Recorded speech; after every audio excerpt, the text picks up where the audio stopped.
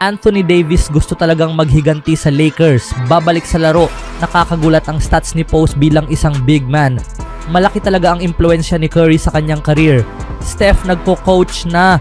Ngunit bago ang lahat, kung gusto nyo ng matibay na basketball shoes, New Luka 3, mabibili lamang sa halagang $2,899. I-click lang ang link sa comment section. It's been a season from hell para sa Dallas Mavericks, pero maaaring may pag-asa pa silang makagawa ng isang milagrosong takbo bago matapos ang lahat. Ayon kay Tim McMahon ng ESPN, determinado ang All-NBA big man na bumalik sa aksyon ngayong season sa kabila ng kagustuhan ng team na ipahinga na lang siya. Anthony Davis ay matibay sa kanyang determinasyon na bumalik ngayong season, sabi ni McMahon sa NBA Today. Maaaring kasing aga ng susunod na linggo sa kabila ng ilang tao sa organisasyon ng Mavericks na sinubukang kumbinsihin siyang huwag na. Si Davis, isang 32 taong gulang, ay nagkaroon ng left adductor strain noong Pebrero 8 laban sa Houston Rockets. Ilang minuto pa lang siya sa kanyang debut sa Mavericks na may naitalang 26 points, 16 rebounds at 7 assists in 55.6% shooting. Pinangunahan niya ang Mavericks sa isang matinding panalo. Ngunit hindi siya tumagal ng higit sa 31 minuto bago lumabas ng laro. Sa pinakabagong update, inilipat si Davis sa Texas Legends upang makatulong sa kanyang paghahanda sa pagbabalik. Ngunit wala pang tiyak na petsa para sa kanyang paglalaro ulit. Ang All-Star big man ay may mahabang listahan ng mga injury na nagdulot sa kanya ng maraming hindi nalaro ang laro. Sa kanyang mga naging stint sa Pelicans at Lakers, madalas siyang nawawala ng mahabang panahon at tila ganun din ang nangyayari sa kanya sa Dallas. Tungkol sa susunod na hakbang, mas gusto ng team na hindi na siya bumalik hanggang sa susunod na season.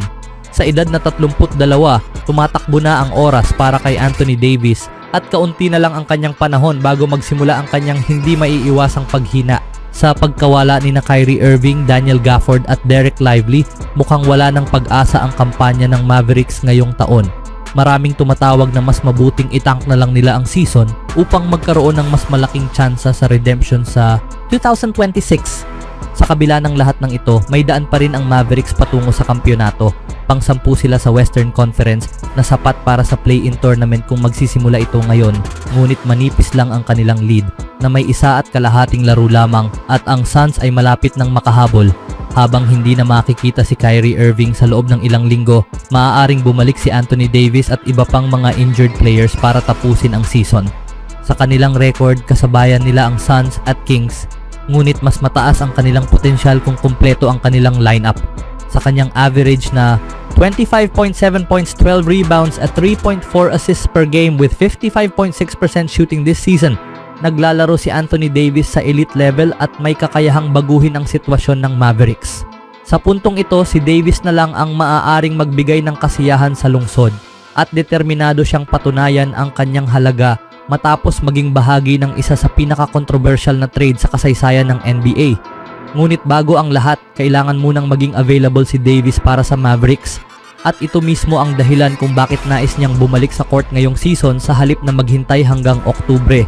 Kayo mga kaibigan, ano sa tingin nyo sa desisyon ni Davis? Parang may gusto siyang patunayan sa Lakers ngayong season.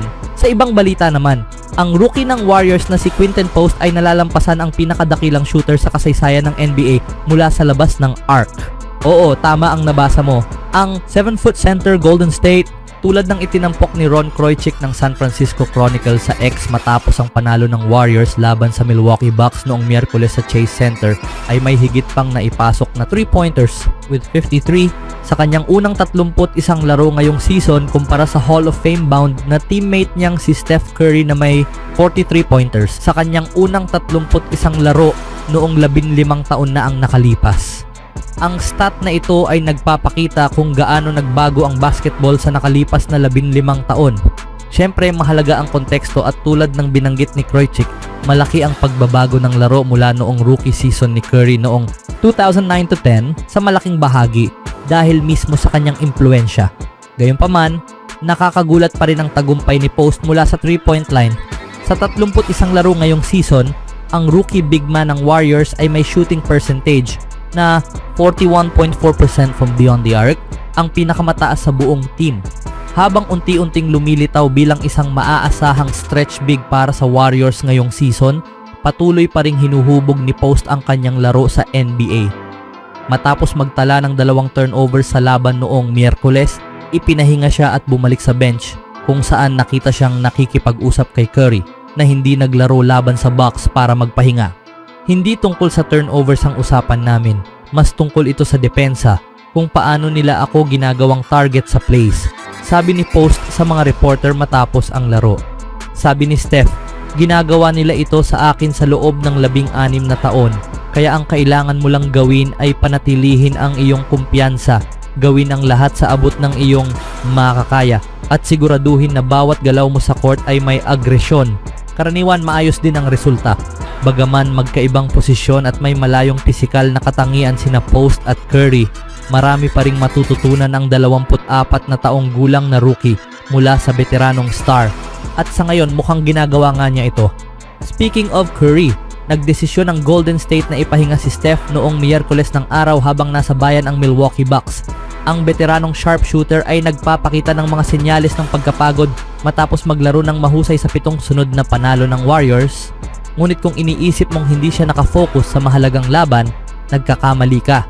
Nahuli ng kamera si Curry, naka-street clothes, na humawak ng isang whiteboard at nagbigay ng mahabang paliwanag tungkol sa isang bagay na kanyang napansin mula sa bench sa isang timeout. At may katuturan ito. Karaniwan, ang mga pinakamagaling sa basketball ay may malalim na kaalaman at pagpapahalaga sa laro. Ang punto rito ay tila likas sa kanya ang malinaw na pagpapaliwanag at pagbibigay ng atensyon sa kanyang mga teammate.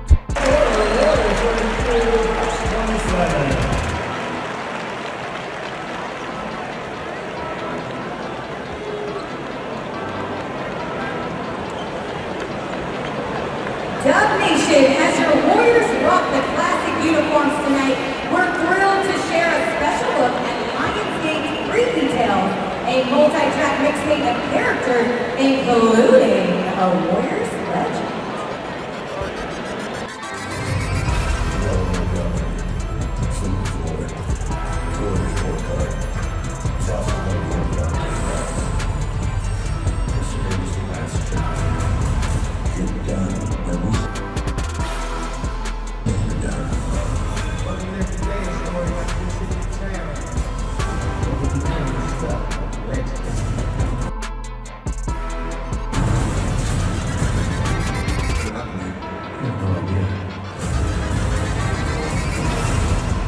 Ang 104-93 win for Warriors ay naglagay sa kanila sa nag-iisang pwesto sa pang-6 na pwesto ng Western Conference. Mahalagang maiwasan nila ang play-in tournament, kaya magandang senyales para sa kanila na nakuha nila ang panalong ito kahit nagpapahinga si Curry. Inaasahang babalik siya sa court sa lalong madaling panahon, ipagpapalit ang kanyang whiteboard sa shorts at sapatos habang sinusubukan ng Golden State na ipagpatuloy ang kanilang maiinit na laro. Anong masasabi nyo dito mga kaibigan?